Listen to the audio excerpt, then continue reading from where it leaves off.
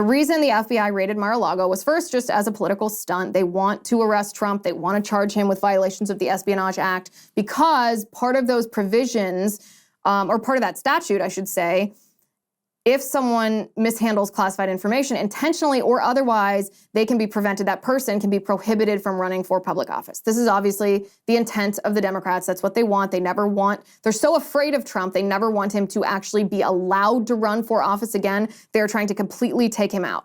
We now know that the documents that were contested or that Trump had at Mar-a-Lago, this is really just a dispute between the National Archives and Trump.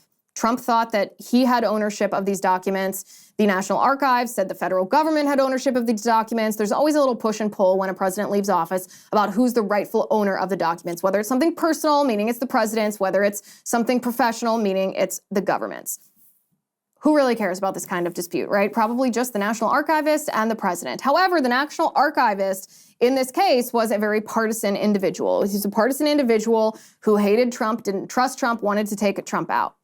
Okay, so that's a little bit of backstory, which is very important because Merrick Garland personally gave the thumbs up, the go-ahead for the FBI to raid Mar-a-Lago, knowing that this is unprecedented, knowing that to say it's on thin ice is the understatement of the year. This is one of the most dangerous, despicable, obviously partisan, probably illegal acts from the FBI in recent history. I mean, we talked at the beginning of the show about what the FBI did to threaten Martin Luther King Jr. to tell him to commit suicide.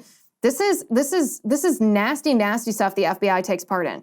So reporter Paul Sperry reports and says, when Merrick Garland okayed the FBI raid, Paul Sperry says, who was Merrick Garland's counselor? Maggie Goodlander. Who is she? The wife of Biden's national security advisor, Jake Sullivan, who feared that Trump had Iran nuclear deal documents. If this is true, then it adds just another layer of political corruption. That if Trump had information about the Iran nuclear deal that contradicted the Biden administration's soft and dangerous policy, their appeasement towards Iran, this is not a national security risk. It's a political risk to the Biden administration who weaponized the power of the federal government to use the FBI to raid Mar-a-Lago to try to take Trump out.